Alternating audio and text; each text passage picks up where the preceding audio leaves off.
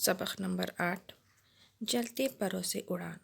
آج ہم اپنے اس ویڈیو میں اس سبق کے سوال و جواب دیکھنے جا رہے ہیں، جس میں نمبر 1 ہے سبق پڑھ کر ہدایت کے مطابق سرگرمیاں مکمل کیجیے۔ شب کی خاکہ مکمل کیجیے۔ ساجد رشید کے افسانوی مجموعوں کے نام۔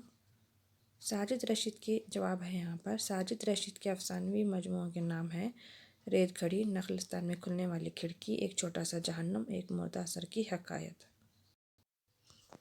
اگلا سوال ہے مثال کے مطابق خالی چوکر میں مناسب آوازیں لکھیے۔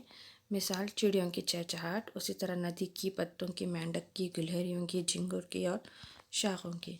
یہاں جوابات دیے گئے ہیں ندی کی کلکلاہٹ، پتوں کی کھڑکھڑاہٹ، مینڈک کی ٹڑٹڑاہٹ، گلہریوں کی چکچکاہٹ، جھنگوروں کی سیٹیاں اور شاخوں کی سرسراہٹ۔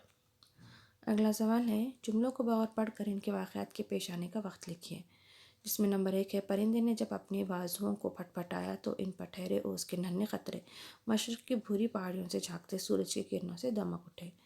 تو یہ وقت ہے صبح کا وقت۔ نمبر 2 ہے ٹھیک پرندے کے سر پر آ کر سورج نے اسے معمول کے مطابق ایک سبزہ زار میں اترنے پر مجبور کر دیا۔ یہ ہے دوپہر کا وقت۔ اور نمبر 3 ہے اب اس نے دیکھا کہ اس کا سایہ قدموں تلے نہیں بلکہ کچھ لمبا ہو گیا ہے۔ یہ شام کا وقت ہے۔ نمبر 4 ہے نیچے سارے میں سیاہی مائل دھند پھیلی ہوئی تھی، ایسی دھند کے پیڑ پودے، ندی، نالے، پہاڑ، جھرنے اور میدان جانے کہاں کھو گئے تھے۔ یہ وقت ہے شام کا وقت۔ اور نمبر 5 ہے آنکھوں نے جو کچھ بھی دیکھا وہ پرندے کے لیے حیرت انگیز تھا۔ سورج کے ڈھیر ہونے تک سارا عالم کیسے بدل گیا۔ یہ ہے سورج کے ڈوبنے کے بعد کا وقت۔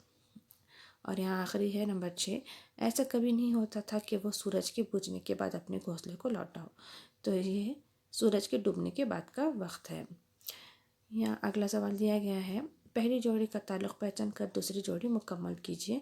نمبر 1 جس میں سرخ چونچ نیلا ڈیش، نمبر 2 ہے سرمئی مٹی سفید ڈیش، نمبر 3 ہے نارنجی کرنیں سیاہی مائل ڈیش۔ تو جوابات دیے گئے ہیں یہاں سرخ چونچ نیلا پانی، نمبر 2 ہے سرمئی مٹی سفید جھنگور، نمبر 3 ہے نارنجی کرنیں اور سیاہی مائل دھند۔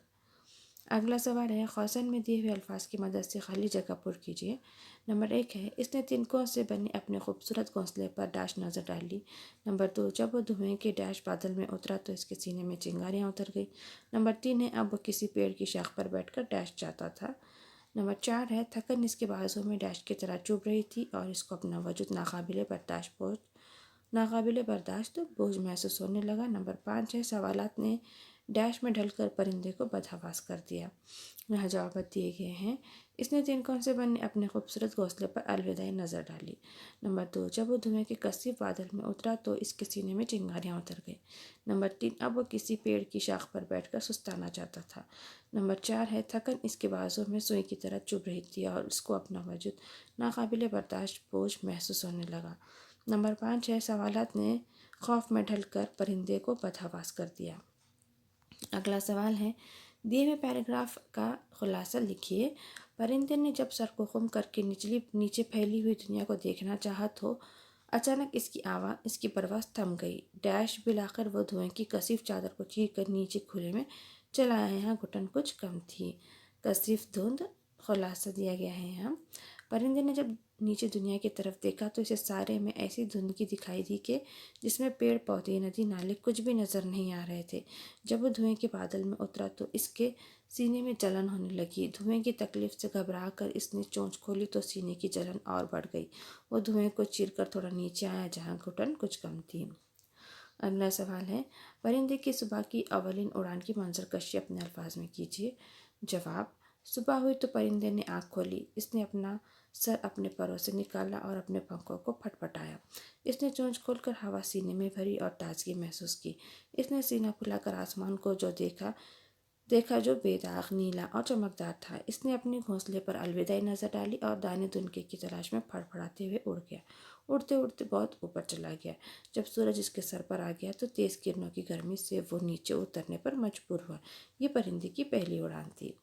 اگلا سوال ہے پرندے کے ذہن میں آنے والے سوالات کی وضاحت کیجیے۔ جواب پرندے کے ذہن میں آنے والے سوالات دراصل اس کے ذہن میں پیدا ہونے والے خدشات ہیں۔ اس نے جب نیچے اترتے ہوئے دیکھا تو اسے کوئی پیڑ، شاخ وغیرہ نہیں دکھائی دی۔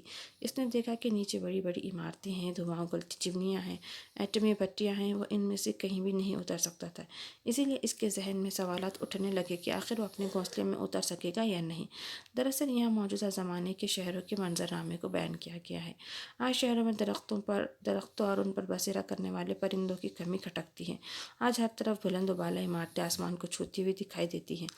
اسلحہ بنانے کے کارخانے اپنی چمنیوں سے زہر آلود دھواں اگل رہے ہیں۔ ندیوں کا پانی آلودہ ہو رہا ہے، اسی لیے پینے کے پانی کا مسئلہ ہو گیا ہے۔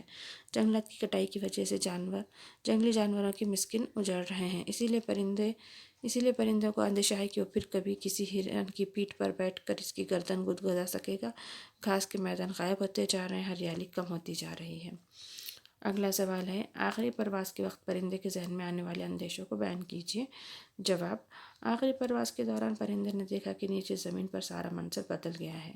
اونچی اونچی عمارتیں ہیں، اسلحہ تیار کرنے والے کارخانے ہیں، ایٹمی بھٹیاں ہیں، نہیں ہے تو ندیاں، پہاڑ اور جنگلات۔ اس کے ذہن میں کئی اندیشے تھے۔ سب سے پہلا اندیشہ اس امر میں تھا کہ وہ ان ندیوں، پہاڑوں، جنگلوں میں واپس لوٹ سکے گا جہاں اس نے اڑان بھری تھی۔ اسی سے جڑا ہوا دوسرا اندیشہ تھا کہ کیا وہ اپنے نرم گھونسلے میں اترنے میں کامیاب ہو سکے گا۔ اسے اس بات کا خدشہ بھی تھا کہ غالباً وہ اب کبھی نیلے آسمان کی وسعت میں تیرتے ہوئے نظروں کے آخری سرحد تک پھیلے ہوئے گھاس کے میدان کا نظارہ نہیں کر سکے گا۔ اس کے ذہن میں جو سوالات پیدا ہو رہے تھے، دراصل وہی سارے اس کے اندیشے تھے۔